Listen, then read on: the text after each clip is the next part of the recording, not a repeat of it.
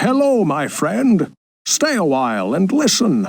What's going on YouTube? It's Filthy and we're back with another video. Today we're going to show you how to build the UE Demon Hunter, which is the starting set for Season 27. I thought we'd use Maxroll today. Link to this website is in the description. Great website, tons of resources here. I particularly do enjoy using the D3 Planner link to help me make decisions on what I'm going to do for builds, and it's great for build guides.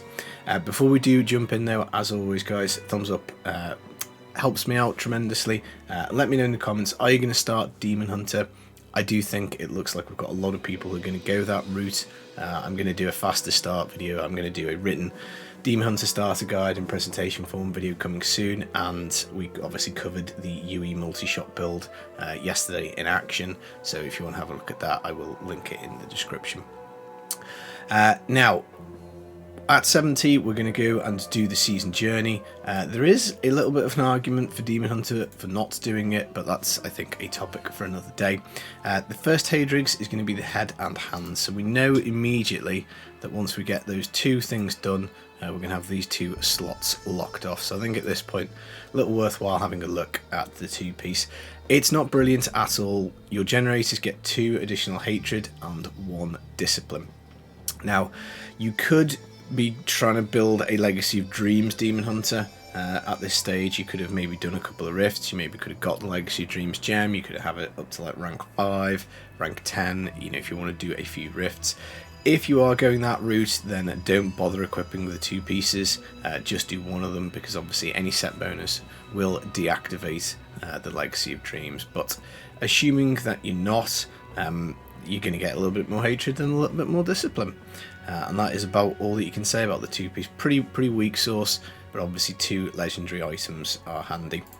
Now what I would do, I would always go back and make another level 1 Demon Hunter and stick my Wraps of Clarity in the cube. So you can roll another level 1 character, you'll get a 16 level Wraps of Clarity, extract them into the cube, and that should be fine. And obviously at this point you will be using a dagger, so you will either have the Carle's points or you'll have the Lord Greenstone fan, so one of those will probably be in the cube, and this is kind of like your base setup. Now as you go through the game, you're going to want to keep probably most of the legendaries that you find. If you want to do the Legacy of Dreams kind of, you know, build variant to start off early game, because each legendary is going to give you extra power, which is handy.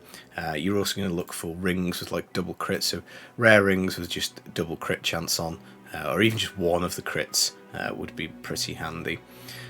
You know, as you go through the game, if you're doing the cursed chest leveling, I always recommend fully exploring the zone Temple of the Firstborn, because there's a lot of resplendent chests in there and you can find some decent yellow pieces.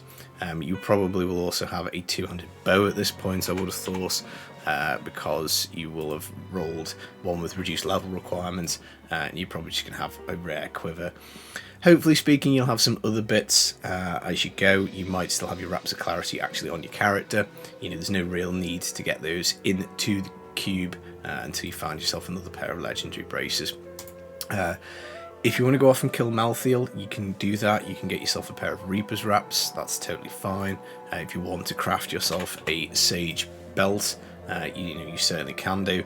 If you want to put a bit of mats into this and do a pair of boots as well, that again is not the worst idea in the world, just simply because you can give them to your follower afterwards, and if you craft another one you'll get double DBs whilst your follower is going. Now that's kind of initially what you'd be looking to do with your 2-piece. I mean, in terms of skills, just like you probably will still be sticking with Chakram.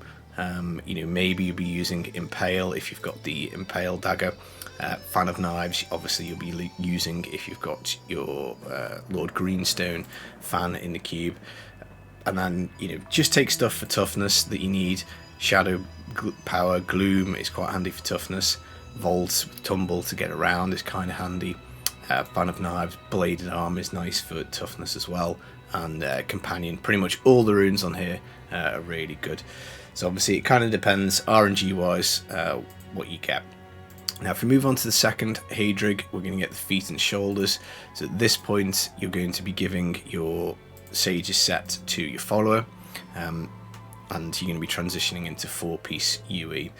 You get a really nice amount of damage reduction here, 60%. When you add that to the Wraps of Clarity, that should be all the toughness you need to get yourself going. GR20 will be an absolute breeze with that level of toughness. You're also getting some extra damage, 60%. It's not a huge amount, but it is obviously handy. So that's going to be your 4-piece. Again, it depends what modifiers you find as to what skills you're going to be using, but you're going to be upgrading bows basically because you are looking for your Yang's recurve. Now, as you can see here, there are quite a few options, so it's not going to pop out straight away, but that is ultimately what you do want to get. But there are some other ones that do pair okay. I mean, obviously, any legendary bow to start off with is going to be an upgrade from your level 70 yellow item. You can do Odyssey's End, and then you just need to make sure that you are taking Entangling Shot, and you're going to use that as your generator and then hit with your spender for some extra damage, which would be nice. There is also the Leonine Bow of Hashir. So again, if you're doing that, you're going to want to pick yourself a bowler and go for one of the bowler runes, Brit April, or maybe Freezing Strike, something like that. So, again, just keep your eye out for those things, but obviously what you're working towards is your Yang. So all of your DBs at this point should be going into two-handed bows, looking for your Yang's recurve. Now, in terms of putting the rest of a character together, there's no point spending blood shards on the 6 slots that you're going to get for your UE Demon Hunter. Obviously, particularly the first 2 of head and hands. No value at all in spending shards here. No value really in spending shards on boots and shoulders. But what you can do is obviously start rolling quivers. And you're looking to get the, Dead Man's Legacy, which is the one that pairs with multi-shot. Again, similarly, there are other ones in here. You've got the MMA's Duffel, that will buff up bowlers. So, again, if you're doing that, make sure you've got bowler on the bar. And you can also get the Series Satchel, which is the Gears of Dreadland Satchel. So again, Hungering Arrow, nice big buff to it. Just make sure you've got something on like Shatter Shot to spray the arrows around. Multiple arrows is going to be kind of handy. You're then going to progress through. GR20 will be absolutely no problem, I think, for the Demon Hunter, and that's when you're going to get the Cloak, which is the Cage of the Hellborn, and then you finally get to put your pants on. You get to put your big boy pants on, which are the Unholy Plates, and that is your 6-piece UE. Now, it may well be that you get your 6 pieces well before your Yangs, well before your Dead Man's Legacy. That's highly likely, because it's going to take quite a while for these 2 items to pop out. You only really need, you don't need any of them. The 6-piece UE is nice. It's decent. The modifier here, 200% and attack 50% faster, is not massive by any means. 200% modifier here, hitting enemies twice below 60%. Again, they're not absolutely ginormous multipliers, so you will be able to do high-ish content just with the 6 pieces of UE. But multi-shot is mega thirsty, so the Yangs is really going to help out with the resource cost reduction, and without that, it is going to be pretty difficult. But that's going to be your base template, really. Shards on the Dead Man's, and then you're going to go for upgrades, 200 upgrades on the bows, and that's kind of the plan. Once you've got those 2, I think you're probably then moving over to look for rings. So there's a bunch of really nice rings that you can hit. This is for DBs and also for shards. So focus and restraint obviously would be handy. You have a spender for 50% damage, you have a generator for 50% damage. Those 2 things are pretty nice. I think that's what we recommended in the kind of draft T16. Stolen Ring, sorry, I thought that was Stone of Jordan. Stone of Jordan's handy. It's got max discipline. The way that the 6-piece UE works is you get basically more damage for the more discipline your character actually has at the time. So higher max discipline is higher damage. You can get a Convention of Elements, is obviously super handy for the spike damage on whatever it is that you end up rolling. What else is good? Elusive Ring would help you out for toughness. By the time you get up to T16, 60% damage reduction from the set, and the Wraps of Clarity might be a little thin, so Elusive Ring is going to be absolutely fine to take early on, which which is this one here. 60% damage reduction after casting Shadow Power, Vault, etc. So obviously you do need to make sure you do have one of these movement speeds on. I always like the Tumble Rune, reduced discipline cost. Obviously for UE it's pretty much essential because you don't want to be spending that discipline, because as we say, that the higher your discipline orb, the more damage you're going to do. Now once I've got a couple of rings, I'm then probably going to move on to amulets. Yeah, I mean, ideally end game, is squirts, so you can just flatten stuff with multi-shot with the double damage bonus up. But again, early on, without gold wrap, without Boon of the Hoarder, it is going to make you a little squishy. So by all means, just take any nice amulet, socket, crit, and the element, or socket, double crit. Anything like that will absolutely be amazing to start off with. Flavor of Time for your follower obviously is a handy one to hit, and you can certainly use it yourself until you want to pass one over. So almost any amulet with nice stats will do just to get you going. Absolutely fine. You can do Traveler's Pledge, Compass Rose for like the amulet ring combo. Again, not ideal, but it'll certainly get you through. Now you are going to have to do bounties to get a Rogue. That is probably going to be something that you're going to want to do at some points, but what you're going to probably initially do is you're going to do some bounties, and then you're going to hope to find the new Guardian set. Now this will double your main stat of the items you have equipped, so it's going to be insanely powerful. Early on, it's going to almost be like a doubling of power. I think it's going to be a load more toughness as well, because main stat gives you toughness. So let's just fill this in. Haunt of Axel, we'll just pick this one for that. So this could well be like a kind of a starting build, and if you think about it, these two are craftable from bounties, so that's not too bad. You're using your DBs on your Yangs and then moving out to fill out jewelry if you haven't picked it up. You're using shards for Deadmans, and then moving on to rings once you've got them, and then once you've got rings, you're probably then moving on to the Hordes of Axo. Now, the other normal thing that you go for as a Demon Hunter is Dawn in the Cube, one-handed crossbow. So if we have a look at those, there are quite a few one-handed crossbows. Again, plenty usable, so I wouldn't prioritize it before the Yangs. I think that's the bad move to do. But if you got something like a Fortress Ballista, you can still use that as a UEDH. It's going to give you a bit of a shield. It will help you out a little bit. And other than that, I'd say most of them are probably fairly useless. You can take Calamity. You could stick one of those in a cube if you wanted. You do just need to be a little mindful, because you don't get that many extractions off your bounty bag that you get at the start of the season. It just depends how many full sets of T16 bounties you have to do to get your Guardian set up and running. But you're also always going to want Rogues early on. You're always going to want to get Avarice Bands, so it's worthwhile doing the bounties. I think as soon as you're capable of flying through T16 quite quickly, do jump into a public game. Make sure you get yourself a couple of sets of bounties done, and as always, keep an eye out for a puzzle ring when you're rolling your shards or upgrading, because you can stick that in the cube and you can go and get your Boon of the Hoarder, which obviously is going to be pretty handy. In terms of gems, you're going to be getting the powerful on the first one, so you want to rank that up to 25. After that, we're talking, it's probably worthwhile building some gems that you're going to want to use for your Impale Spinny Demon Hunter, which is likely to be the top early game build, I think. So that would use a Bane of the Trapped. It would also use a Zeiss, both of which are absolutely fine to use with a UEDH anyway. So that's kind of the thought process. So either one of them, whichever one you get first, start ranking up.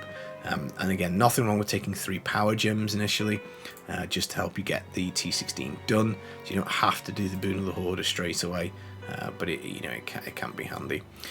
Gold wrap, again, is always an item that is in the level 1 loot pool, so you'll probably just find one naturally, because it is a fairly common item. But if you don't, you can always make a level 1 character, roll it, stick it in the cube, and go from there. Passives that we like early on are going to be Awareness until you get your follower sorted out with a cheat death token.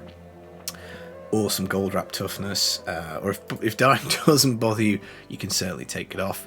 I like tactical advantage for after using Volt, getting some move speed. It's always pretty much on my bar. Ambush will help you one bang things, maybe limited value until then, but it is one that I tend to choose quite a lot. Archery will give you a little bit more damage if you want to go that way. You can do Thrill of the Hunt and Cull of the Week to activate the slow for Bane of the Trapped if you're using it, or for the just extra 20% damage. But if you put on the, why does that keep disappearing? If you put on the Thrill of the Hunt, you know, you get the slow, not great, but you need to have the slow or chill 20% extra damage. So if you put Cull of the Week on, you kind of need to make sure you've got Thrill of the Hunt on as well. You know, struggling for resource early on, you're going to put Paragon points into Hatred early on, because you will need them. But what we can also do is, where are we? Oh, they're here. Passives. Lost the passives for a sec there. If you can go on to Blood Vengeance, you get more max hatred. You get extra hatred and discipline when you take a health globe, so that's quite a nice one to use early on. Perfectionist as well. Just a little 10% shave off your discipline cost. You know, it does help with the UE because the more you use the discipline, the less damage you do. You also get armor and all res. Not a massive amount, but you know, it can be worth it. And another one to consider early on, I think is quite a good one, is Leech, because you get actually quite a decent amount of life per hit for this. You know, it will help you out in those fights until you get your ultimate mega toughness sorted with a Boon of the Hoarder and a gold wrap. Then that's gonna kind of be it. Now, sanctified items, whether you want to use one on UE, I mean, long term you will, because I think this is going to be the best T16 key farmer the Demon Hunter has. You know, it could well be the fastest in the game. Or, you know, I'm looking forward to trying it out myself when we get to the season. So I wouldn't necessarily be rushing to do a sanctified item on this. You could be big brain and try and use it on like the Guardian's belt, because you know you're going to probably use that for a lot of characters, and you're obviously looking to hit the strafe power. But in terms of the Yang's recurve, you could do it, but I probably wouldn't, because we want to be swapping over to Shadow. I think early on that's going to be the goal, is to get the Shadow DH set up ASAP, and even the Gears of Dreadlands I think probably is just a faster and probably easier T16 build to get going. The Gears of Dreadlands wouldn't need the Guardian set, wouldn't need any sanctified items, and should pretty much crush T16 just from putting the pieces together, which would be 6-piece God, the Siri Satchel, and the Hunter's Wrath belt. And that would kind of be that, but yeah, I mean, sanctified item, as soon as you find an Angelic Crucible, you do need to be using it ASAP, because it will give you a perfectly rolled item, which is going to be handy, and you might get lucky and get a power that is very, very usable. But that's kind of what I would be doing if I was doing solo. I'd be looking to build this out, and then as and when I found the pieces to move over to Shadow for GR speeds, and then either get this built for T16 or get Gears of Dreadlands built for T16. And then, you know, T16 bounties should be absolutely no problem as the DH, and then speeding hopefully at 90s, 100s on the Shadow and Pale. As soon as we get that sanctified power, I think should be pretty good. So that would kind of be my thought process cheat sheet. And realistically, once you've boxed off the items that you need, you're then just going to immediately go on to either improving your UE gear or looking to fill out Shadow pieces. You know, so that's probably what you'd be moving on to doing, like, you know, a full 6-piece Shadow with Guardian set, Carle's points, Holy Point shot, and that kind of stuff. Right, that is the guide on how to put UE Demon Hunter together. I hope you liked it. I hope you enjoyed it. I hope you're staying safe. I'll be back with some more videos soon. Take it easy. Peace.